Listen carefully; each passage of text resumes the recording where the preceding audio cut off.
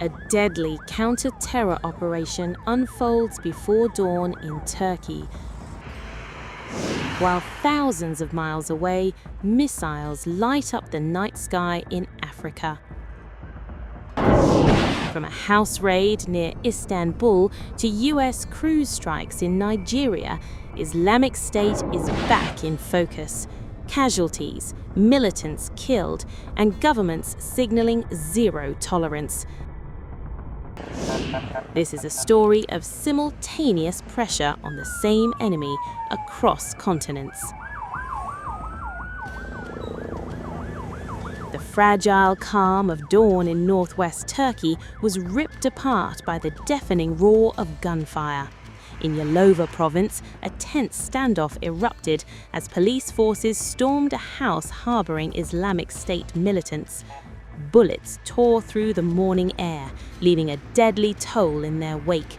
6 militants lay lifeless, while 3 brave Turkish officers fell in the line of duty.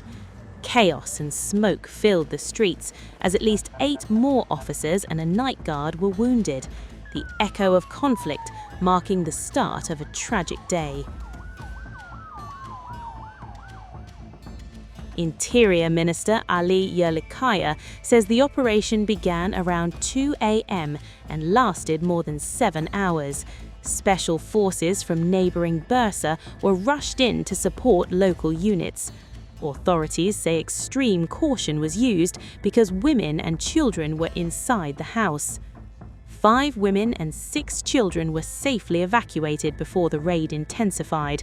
Officials confirm all 6 militants killed were Turkish nationals. Prosecutors have launched a formal investigation, assigning multiple teams to examine the operation. Bir adrese düzenlenen operasyon sırasında DAEŞ'li teröristler tarafından kahraman polislerimize ateş açılmıştır. Bu hain saldırı sonucunda maalesef 3 kahraman polisimiz şehit olmuştur. Saldırıda 8 polisimiz ve 1 bekçimiz de yaralanmıştır. Teröristlerin bulunduğu evde kadınlar ve çocukların olması nedeniyle operasyon büyük bir hassasiyetle yürütülmüştür. Adreste bulunan 5 kadın ve 6 çocuk sağ olarak tahliye edilmiştir. Çıkan çatışmada 6 terörist ölü olarak ele geçirilmiştir. Bu teröristler Türk vatandaşıdır. The Yalova raid was not isolated. Turkish authorities say it was part of more than 100 simultaneous operations carried out across 15 provinces. The goal: dismantle Islamic State networks operating inside the country.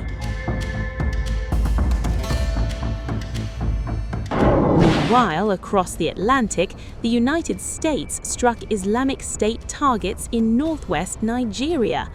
President Donald Trump announced the Christmas Day operation, saying ISIS militants had been targeting Christian communities. More than a dozen Tomahawk cruise missiles were fired from a US Navy ship, hitting 2 insurgent camps in Nigeria's Sokoto state. Shortly after Trump's announcement, the Pentagon released video showing missiles launching from the vessel. From house raids in Turkey to missile strikes in Africa, the message is unmistakable. Governments say Islamic State remains a global threat, and the response is coordinated, relentless, and deadly. On Christmas night, U.S. warships unleashed Tomahawk cruise missiles toward northern Nigeria, a show of force ordered by President Donald Trump. But within hours, troubling signs emerged. Up to a quarter of those missiles never detonated. At least 3, possibly 4, Raytheon-made Tomahawks failed to explode after impact. An estimated $6 million worth of precision weapons reduced to unexploded wreckage. Open-source investigators now say the debris matches BGM-109 Tomahawk warheads, confirming the failures were real. Why did they fail? Old stockpiles? Electronic interference? Navigation errors? Or something far more uncomfortable? The Pentagon is silent. It was a little past 10 p.m. when the incident occurred. I was on the street when I suddenly heard a loud sound, gabwah, followed by the noise of stones scattering in different directions. At first, we were confused about what had happened, so we ran toward the area to find out. When we got there, we saw that several houses had been destroyed and many properties damaged. We are now appealing to the government to take steps to address the destruction and provide some form of assistance. This isn't the first time America's most famous cruise missile has fallen short. From the Gulf War to Syria, past Pentagon claims of near-perfect accuracy have repeatedly unraveled under scrutiny. We saw when something passed above like lightning, and we thought it was at the back of our village. We saw it, and then it dropped and burst into flames. So we started calling people from Kijiji to ask them what happened. They told us it happened between Jabo and Kagara towns. Yesterday, around 10:45 p.m., I received a message from Jabo, because I am residing in Sokoto, that very close to our family farm, something striked, and this is what has happened. So I quickly rushed this morning to come and see the level of damage that this has given to the community. Glory be to God, there was no loss of life and not much damage to the properties. Yet the strike itself raises even bigger questions. President Trump said the missiles targeted Islamic State fighters killing Christians, but analysts cited by the New York Times say Sokoto State, where the strikes landed, is overwhelmingly Muslim and not known as an ISIS stronghold. Some of the blast sites? Fields, farm huts, the outskirts of towns with no known terror camps. The role the Nigerian plays is intelligence sharing. When something is said to be a joint operation, my understanding is that it involves investigation, surveillance, intelligence sharing, and the final stage of the operation itself. And all of these processes were conducted alongside with the Nigerian counterpart. And then, of course, the result was the strike that we saw yesterday. There was a communication before the strike between the Foreign Secretary of the United States, Marco Rubio, and the Foreign Affairs Minister of Nigeria. And shortly after the conduct of the strike, there was also a phone call and a communication to that effect. This is in spite of the fact that our Defense Ministry, as well as the Department of War, have been in collaboration and communication long before now. And we are hoping that this is not an operation that will end now, but it will be part of the ongoing operations that will put an end to this terrorism in Nigeria. Well, this comes down to the issue of the laws and what the law permits in each state. I'm sure that the American government have jurisdictional power over operation against ISIS and their ancillaries around the world. They may not have specific authorization by the Congress to fight terrorist organizations that are not designated as such. In Nigeria, both the Lakurawa, the Boko Haram, and the ancillaries have been designated as terrorist organizations. Therefore, we consider them all as part of the act of terrorism against the state. So I believe that that's the understanding that the American government had. But this is sketchy, right? In the coming days or hours, we're going to have more intelligence and more report about exact target, whether it were the members of the ISIS or were the members of Lakurawa or the members of the bandit.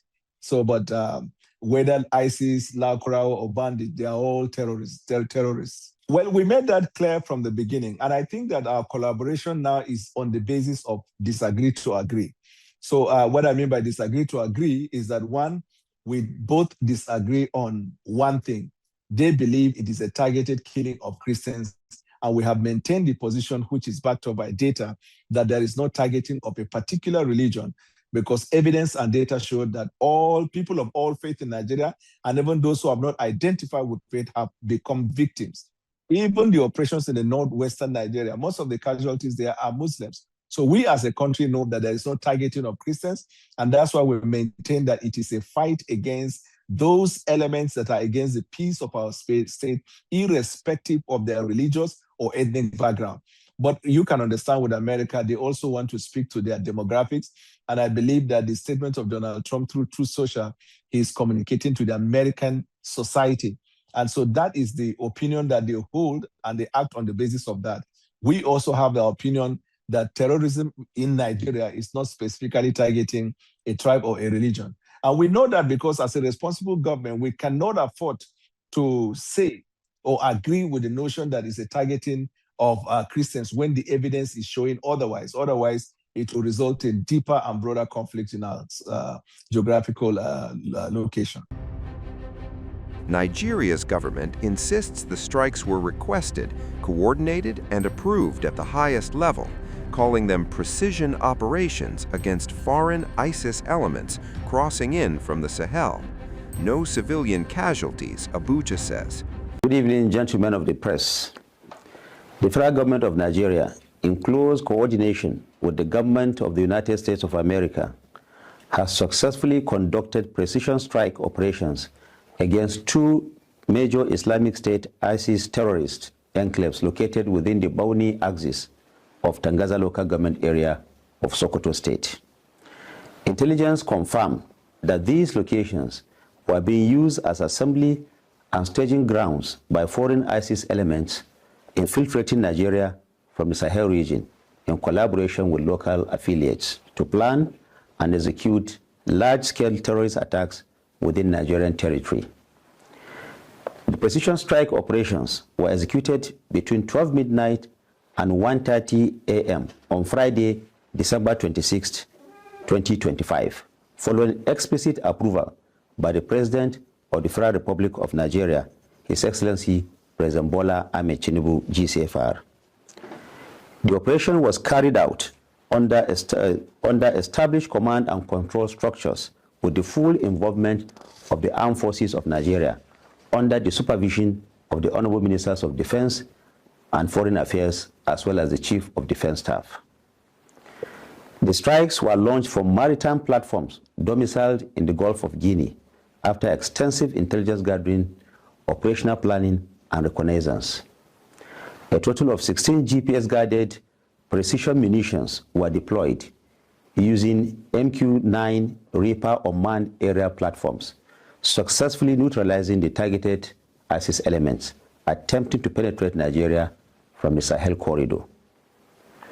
During the course of the operation, debris from expended munitions fell in Jabo, Tambuwal local government area of Sokoto State, and in Ofa, Kwara State, near the premises of a hotel. No civilian casualties were recorded in either location, and relevant authorities promptly secured the affected areas. The federal government of Nigeria reiterates its unwavering resolve to confront, degrade, and eliminate terrorist threats, particularly those posed by transnational extremist networks seeking to undermine Nigeria's sovereignty and security. Nigeria remains fully aligned with its strategic partners and friends of Nigeria in executing coordinated actions aimed at ensuring lasting peace, border security, and regional stability. The federal government of Nigeria assures all Nigerians that it remains firmly in control of the national security architecture and is fully committed to the protection of lives and property. Citizens are urged to remain calm and vigilant as decisive actions continue against all terrorist groups threatening the nation. But confusion remains on the ground, and skepticism is growing, because while Washington frames the strike as counterterrorism, critics see politics, messaging, and a dangerous oversimplification of a deeply complex conflict. And now, layered over it all, a new reality. American missiles failed, targets remain disputed, and the truth behind what happened in Nigeria is still coming into focus.